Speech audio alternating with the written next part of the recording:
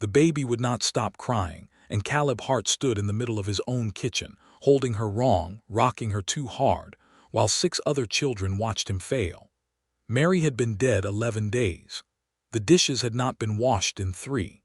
The house smelled of sour milk and cold ash, and Caleb, richest cattleman in the county, a man who could rope a steer in the dark, did not know how to make a baby stop screaming.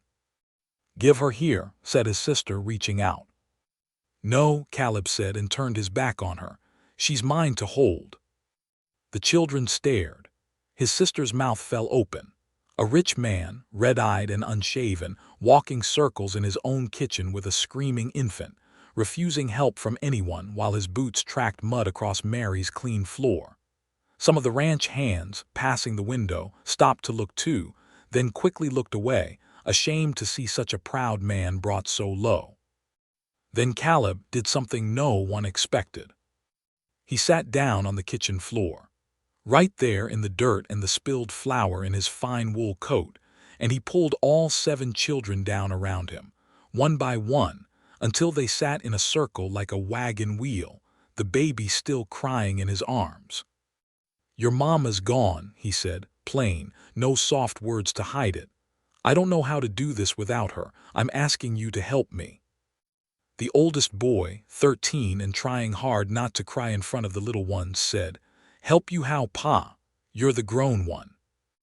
"Don't matter," Caleb said. "Grown don't mean I know everything. Your mama knew things I never learned.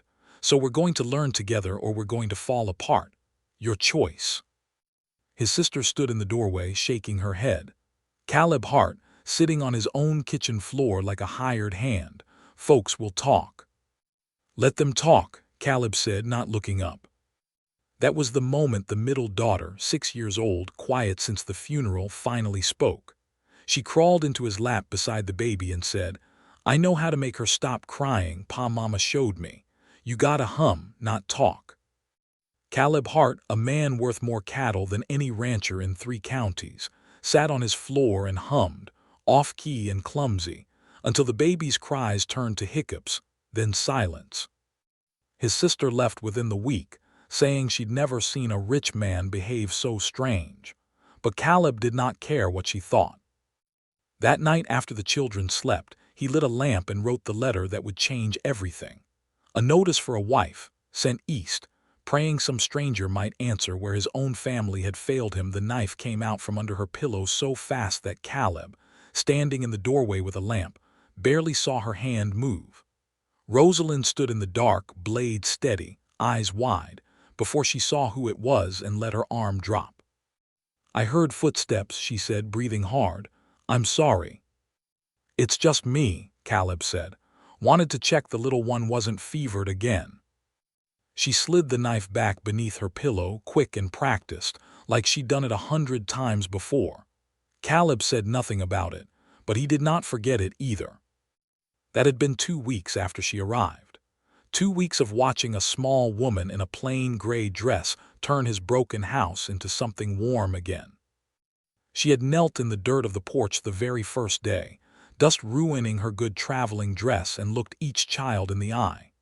"You must be Thomas," she said to the oldest boy, "and you're Sarah, and this little one hiding behind your leg is that Ruth." The children stared at her, mouths open. Nobody told strangers off the train remembered 7 names after 1 letter. "How'd you know all that?" Thomas asked, arms crossed, still guarding his heart.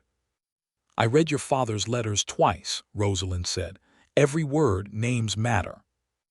By the 2nd week, the littlest girl slept curled in Rosalind's lap by the fire, thumb in her mouth, safe for the first time since her mother died. By the 3rd week, Thomas, who had not laughed once since the funeral, let out a real laugh while drying dishes beside her, soap bubbles on his nose. But Caleb watched other things too. A rider came fast up the road one afternoon, just a ranch hand hurrying home, and Rosalind went white and still, one hand gripping the porch rail until the horse passed by. She never spoke of Missouri or Kansas or wherever home had been. When Caleb asked once, gentle over supper, she only said, "Home wasn't kind to me, Mr. Hart. I'd rather not walk back there, even in words." Then one evening, a traveling peddler stopped for supper and mentioned, easy and careless, the name of a sheriff 2 counties east, chasing some woman wanted for a killing. Rosalind's fork stopped halfway to her mouth. Her face turned the color of old ash. She stood up fast, chair scraping loud against the floor. "Excuse me," she said, voice shaking. "I forgot the bread still in the oven." There was no bread in the oven. Caleb had baked it himself that morning. He watched her go, watched her hands tremble as she gripped the doorframe. And for the first time since she'd stepped off that train, Caleb Hart wondered exactly who he had brought into his children's home. The lantern flame shook when Rosalind's hand shook. And Caleb stood in the barn doorway, watching her stuff a folded dress into her small traveling bag with fingers that would not stay steady. "You're leaving," he said, not a question. She did not turn around. "There's a man in town asking questions. Small woman, gray eyes, answers to Rosalind or maybe another name. That's me, Mr. Hart. That's exactly me." "I heard," Caleb said. "Whole town's heard by now." Her shoulders shook. She turned around at last and her face was wet, though she'd clearly tried to stop the tears before he saw them. "Then you know what I am." "I know a bounty hunter's asking questions," Caleb said. "I don't know what I am supposed to think beyond that, so tell me." Rosalind sank down onto a hay bale, the lantern light shaking shadows across the barn walls. She held her bag against her chest like a shield. "My husband beat me," she said, plain and flat, like she'd practiced the words 1,000 times in her head and worn all the softness out of them. "Missouri, 3 years back. He came at me one night with his belt buckle swinging and I grabbed the fire iron by the hearth and I hit him. Once. He fell down and didn't get back up." Caleb did not move, did not speak. "His family had money," Rosalind went on. "Judges who owed them favors. I knew no court would hear a beaten wife's word over a dead rich man. So I ran. Changed my name 3 times before I settled on Rosalind Shaw. Been running since." "And my letter," Caleb said slowly, "looked like a place to stop running." "Yes," she would not look at him. "I'm sorry. I should have told you before I ever stepped off that train." Caleb crossed the barn and sat down on the hay bale beside her, close enough that their shoulders nearly touched. He was quiet a long moment, thinking, while outside an owl called somewhere in the dark. "You held my baby girl when she wouldn't stop crying," he said finally. "You learned all 7 children's names before you ever saw their faces. You've made this house warm again, Rosalind, warmer than it's been since Mary passed. That doesn't erase a dead man, Mr. Hart." "No," Caleb agreed, "but a woman defending her own life ain't a murderer, not in my eyes and not in any fair courts either." Rosalind finally looked up at him, gray eyes searching his face for a lie, for anger, for anything close to what she'd feared. She found none of it. "Tomorrow," Caleb said, standing and offering his hand, "that bounty hunter's going to have to go through me first." The bounty hunter's spurs hit the porch steps hard, and 7 children pressed close behind their father's legs, watching a stranger with a tarnished badge climb toward their home like he owned it. "Caleb Hart," the man said, tipping his hat, though his eyes stayed cold. "Word is you're harboring a woman wanted for murder in Missouri." Behind Caleb, the front door creaked. Rosalind stepped out, chin lifted, gray eyes steady despite the tremble Caleb could see in her clasped hands. "There's no fugitive here," Caleb said, standing tall on his own porch. "Only my wife." The bounty hunter's eyebrows went up. "Wife, you say? Funny, town clerk tells me there's been no wedding recorded." "There will be," Caleb said. "Soon. But that's not your business, mister. My business is telling you what really happened in Missouri if you'll stand still long enough to hear it." He told it plain. A husband's belt buckle swinging.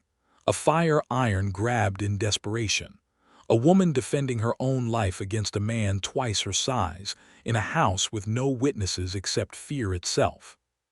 "That family's got money," the bounty hunter said. "Money that pays for men like me." "And I've got more," Caleb said, voice flat and hard as stone. "More cattle, more land, more standing in this territory than any family back in Missouri ever dreamed of. I'll hire the finest lawyer this side of the Mississippi. I'll drag this into daylight in front of every judge in the county if that's what it takes. You want to take her, you'll be fighting me every step, and I don't lose fights on my own land." Thomas, 13 years old, stepped out from behind his father's leg and stood beside Rosalind instead. Small chin jutted out just like his father's. One by one, the other children did the same, until 7 children stood shoulder to shoulder around the woman who had learned all their names before she ever saw their faces.